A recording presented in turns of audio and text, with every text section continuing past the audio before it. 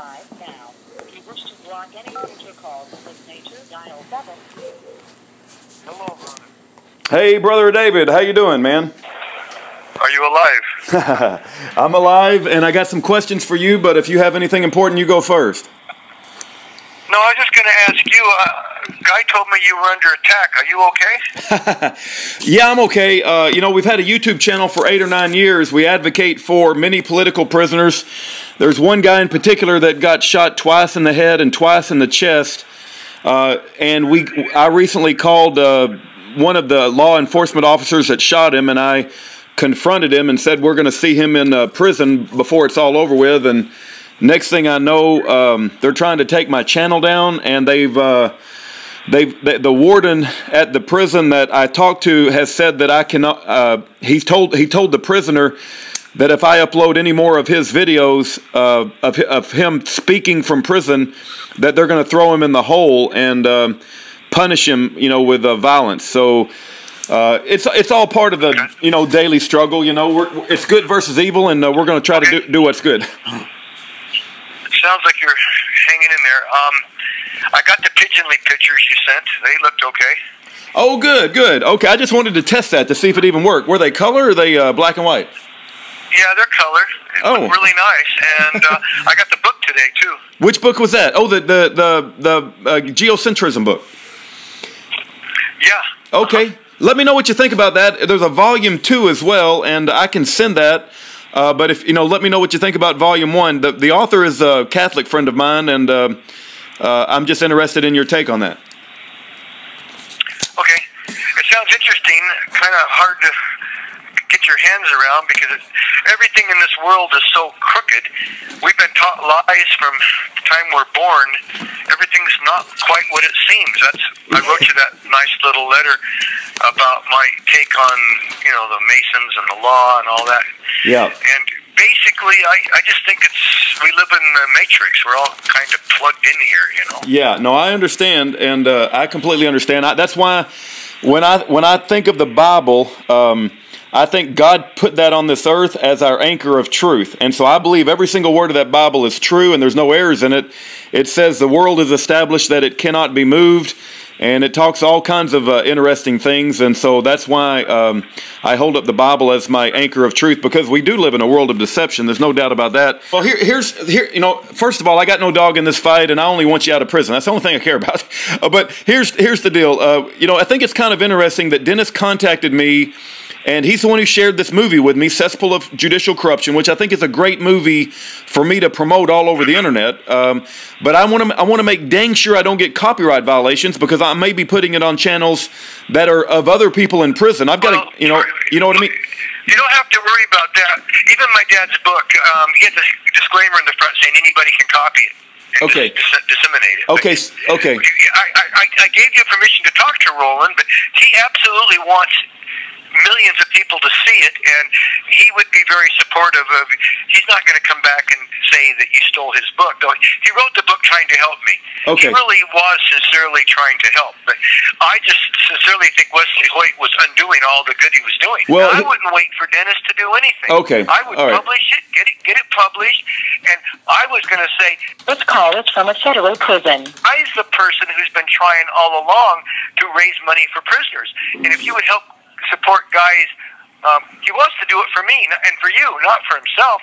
Any money that gets raised on that crowdfunding website for helping prisoners, my needs are very little. I eat the rotten food. As long as I can stay on the phone and keep drawing. Yeah. No, I don't need understand. anything else right Yeah. now. Okay. So there's two things. At the end of the movie, it says there's a website called freedavidhinkson.org. Contact Judge Kozinski. Well, first of all, that website no longer exists. The only website I know about you is davidhinkson.info. So if anybody contacts me, I'm going to change it. Okay. Change it. You wouldn't change it, but remember, Kozinski was fired. Yeah. He was run off for a sexual accusation. Yeah, I understand. Sexual harassment or whatever. Yeah. Yeah. Okay. So I'll change it. It's a really good time for you to contact Kozinski now that he's stepped down. Yeah. Mr. Kozinski could probably help political prisoners now that he was actually a decent judge, and they've railroaded him. You know what I'm saying? Yeah. Did you ever think about contacting him? Yeah, you're not the first political prisoner that has brought up his name. I've got other political prisoners that have told me to reach out to him as well. So, you know, the thing is, I found it always that these famous people, whether it be Judge Kozinski or Donald Trump or whoever, they never want to talk to me, right? There's no money in it for them. There's no political gain in it for them. And so I just simply put out the truth and let the chips fall where they may. I'm going to change it to davidhinkson.info.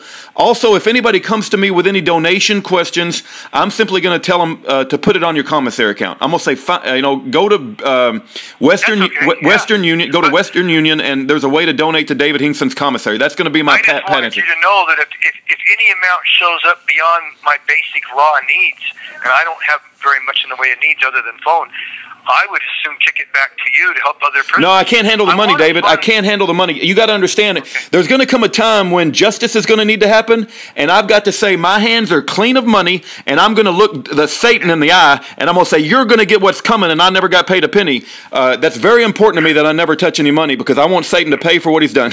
Okay, so here's the other thing, brother. I really want to understand why your passport was never introduced into trial, and I want to understand more about this Sagebrush Rebellion and why you made an enemy of David Reid. But if you have any other things you want to say that's more important than that, because I know our time is limited. You mean Harry? I'm sorry, Harry Reid. What I say? Yeah, I meant Harry Reid. I meant Harry Reid. Yeah. So I want to understand it. Harry Reid was in my ward. He's LDS. I don't know if you knew that. Harry Reid? You mean the senator of Nevada? Yeah, he's a Mormon. Oh yeah, he's a Mormon. Yeah. That's yeah. But how did you make an enemy of him? Yeah, how did you make an enemy of him? He's probably the reason why you're not being. He was partnering up with the Nature Conservancy, and the Nature Conservancy deemed all the land that was privately owned to be a thing called Turtle Habitat Conservation Land. I think it was HCP. It had all these acronyms, these three-letter acronyms, you know. And if you want to get a building permit to build a house, you had to pay a $500 turtle fee. And then you had to get permission from the Nature Conservancy and all this and pay this turtle fee before you could use your own real estate. And they were putting the money in a secret account, the Nature Conservancy was, so they could buy the future off-ramps, because they were planning on building a new freeway across this valley called the El Dorado Valley. And Harry Reid put together a phony, fraudulent, endangered species scam just so he could steal the 100,000 acres in the middle of a valley. What's the valley called? I put it in the email to you. El Dorado Valley. It's called the El Dorado Valley.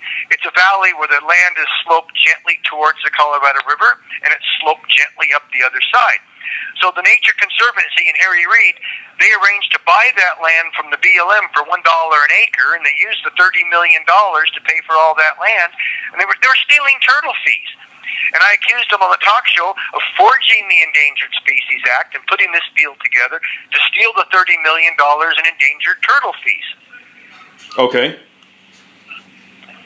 So the whole thing's a scam. Yeah. But I did talk shows against Harry Reid and everything else. It wasn't personal.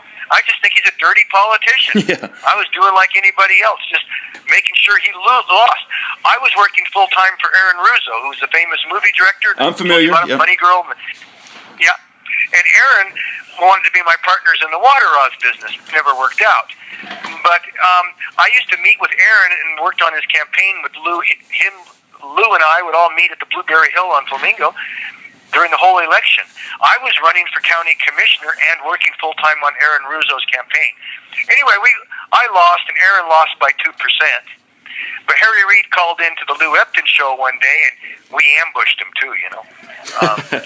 Yeah. Lou Epton called him Harry Greed to his face, you know. Yeah. But you know, Harry Reid. Yeah, Harry Reid referred to the Bundys as domestic terrorists, I believe. He's not a friend of those guys at all. Yeah, well, Harry Reid, he's very savvy, and I believe he's part of that mafia organization. But Harry Reid was very, very. I heard him giving an interview one day. Oh, the taxes are voluntary. Really, Harry? Really, they're voluntary? I mean, come on. Yeah. I mean, if you don't pay. Now, me, when I tried to run my business, not in my name. I don't want to own any property in my name. It all belonged to the nonprofit. It all belongs to God. My mission was to make minerals. My mission was not to make money. I never built a mansion. I just had a trailer, according to Swisher. Of course, it was a house, but I mean, he called it a trailer. You know? Yeah. I'm going to try to get this movie out. I'm going to change the website at the end, and I'm going to try my best to get this movie out maybe tonight. We're out of time. But Gary Gray, that was the office manager that came from Gunderson. She was paying some of the workers in silver coins when I was in Russia. And they used that and said it was money laundering. So really it's a crime if you want to pay U.S. money that's a silver minted coin to some workers. That's a felony, don't you know? 10 years in prison. Wow. Well, God bless you, David. I'll call you back. Okay. Okay. Okay, God bless. Bye-bye.